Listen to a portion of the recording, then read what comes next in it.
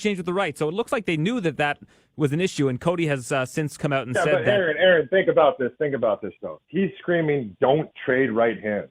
As a coach, that's the last thing you want to scream. What is that? If a fighter is in there, think about what the fighter is computing. Don't trade right hands. He'll probably get right hand out of that. You know what I mean? Yeah, in the moment. It's like the rumor game when everyone's sitting around a table and you say something to someone, they say it to the next person. By the time it gets all the way down past 6 people, it's going to be something completely different. Now try screaming through, a crowd and everything else that comes with an event, a live event. You have to be very specific with what you say in the corner. To say don't trade right hands it's kind of foolish. He should have said keep your left hand up. And instead of saying get out of there, he should have been saying move your feet. You know what I mean?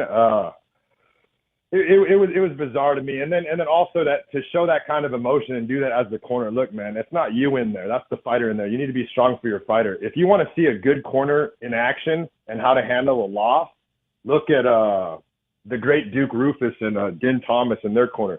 Of course, and that's on the Thrill and the Agony too. That's later on when T. Wood lost. And they show the bell ringing and they show the reaction from the corner. And, of course, they look disappointed because their guy lost. And then Duke Rufus says, well, let's go get our man. Yeah. Much respect to Duke Rufus. They go in there, they clean him up. If you look at the actual fight with Cody, I don't know of a UFC fight, and I've watched them all. I've cornered over 100 myself.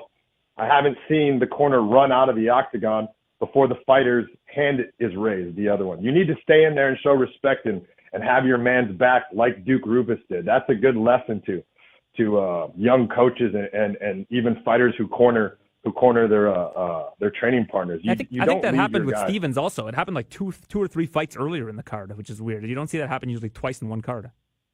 What do you mean, running out of the cage? Yeah, I think the same thing happened with Stevens against Zabit, if I'm not mistaken. Stevens and his team just left after the decision. Oh, no, yeah. Stevens did. I'm saying just the corner. Cody's corner did. Yeah. Cody's standing there, and his 2 cornermen are just trying to get out of the cage there before the fight's even announced. First of all, your fighter was just victim of a brutal knockout.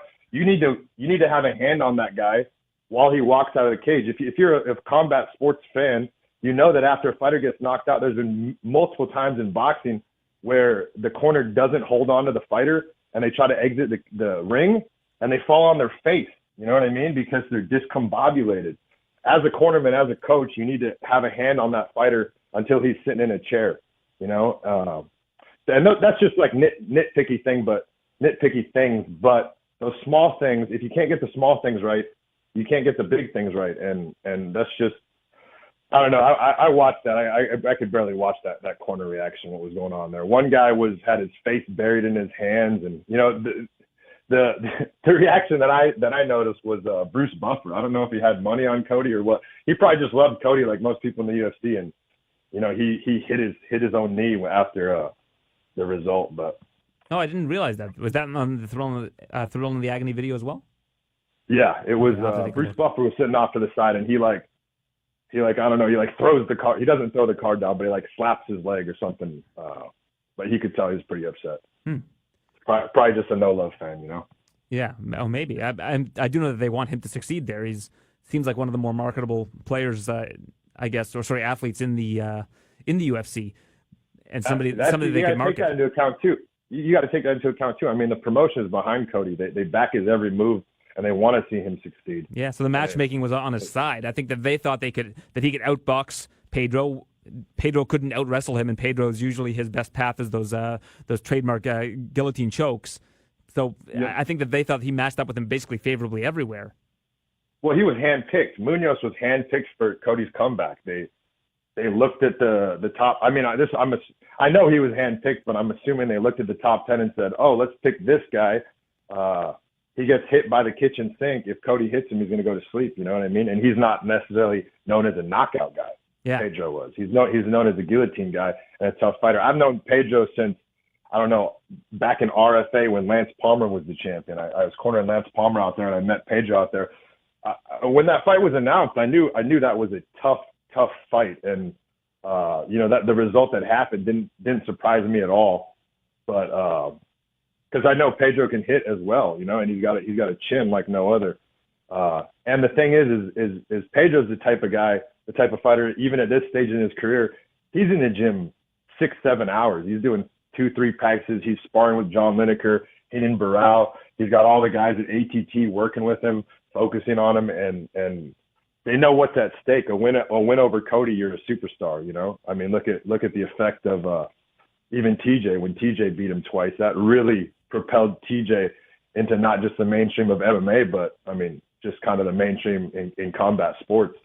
So they knew it was on the line with a fight with Cody, and they took it very seriously, obviously. Do you think that you could ever end up back at Alpha Male? If they look at the results of late, there's a common denominator, and that's you having left the team. The team just hasn't been quite as good since then. Is that door, do you think, ever open again?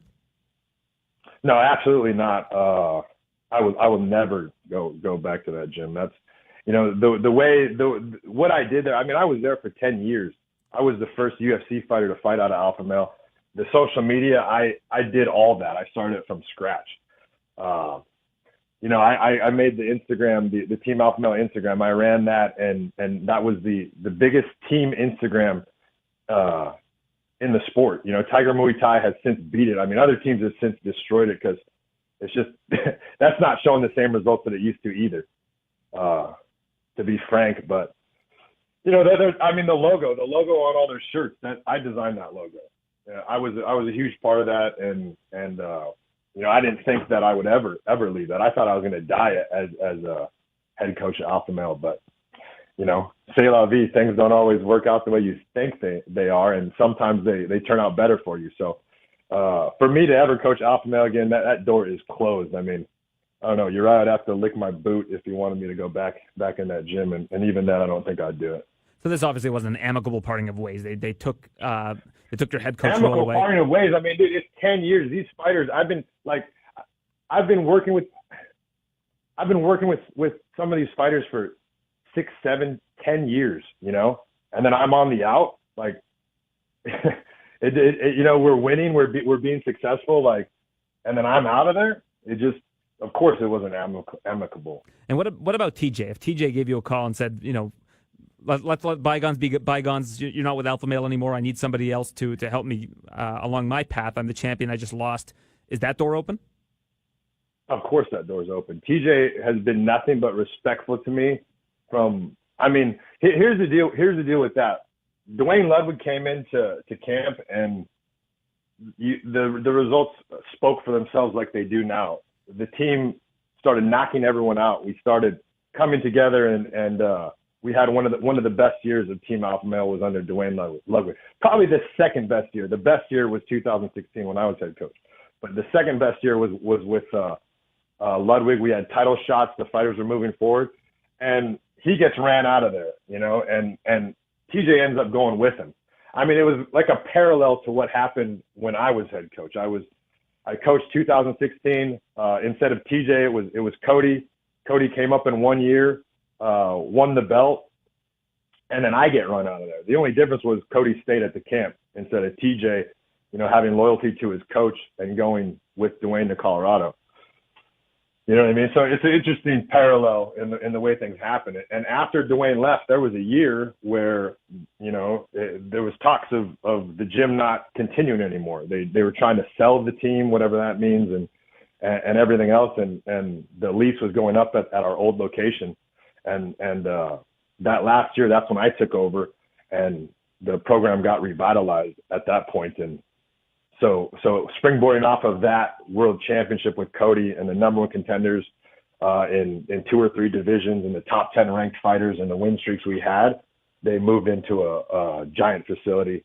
And that's where things, you know, started to change with me being in that position anymore. You know, it's like the owner of, if you think of it like football, it's like the owner of the team got jealous of the head coach and then showed up on the field and started coaching, you know, instead of sitting back, kicking his feet up and saying, I started the team, I own the team. Everything you do makes my shine brighter. But some people just can't understand that because they can't see past their own ego, you know? Kind of without Chad there and without a lot of the old school guys still competing, it's basically Cody and everybody else. Cody's kind of the face of Alpha Male. So to see that happen over the course of the weekend, it just makes me wonder where they go from here. Yeah. I mean, the thing too is people like they make a situation that is kind of simple just way too simple. They're like, oh, he decided to throw caution to the wind. Yeah, well, where was that guy? Where was the guy who threw caution to the wind and kill or be killed? I'm just going to go run across the cage holding my right hand out with my hands down. Where was that guy when he fought Dominick Cruz? It's funny, too, because Dominick Cruz's commentary, he just can't believe that Cody masterclassed him for five-minute rounds and took his title. He doesn't understand how it worked, because even before that fight, he was saying, well, TJ, it was a family over there, and TJ has a big brother mentality. So we're really going to see the real Cody come out for this fight. And this is Dominick Cruz just hoping that we see the Cody Garbrandt that schooled him. You know what I mean? Yeah, and well, you saw Munhoz get into Cruz's face after the fight and asked what that was all about backstage. And Munhoz said, I told him this week I was going to knock him out. And then Cruz kind of like laughed at me. But there it was. Yeah, exactly. So Cruz is just so confused at the fighter he's seen since the fighter that beat him. You know, he's so confused that Cruz beat TJ. I cornered TJ against Dominic, and I felt like TJ won the fight overall if you score it like pride. But watching it back, you can see where Dominick Cruz could have taken down 3 of those rounds. You know what I mean? Yeah, similar to GSP versus Hendricks. Exactly. That's a comparable fight, yeah. And that's perfect, you know? So that's what I felt about that. But to see the guy who seriously masterclassed him for 25 minutes, you know, beat him almost every round. I mean, you could give Cruz maybe 1 round of that fight.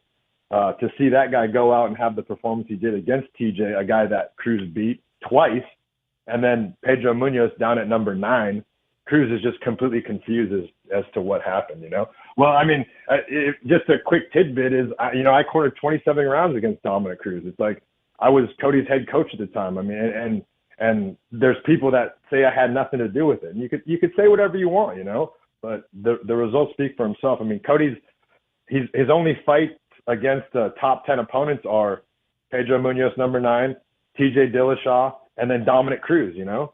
And Dominick Cruz was the best out of all of them, and he masterclassed him, but he couldn't get past those other guys.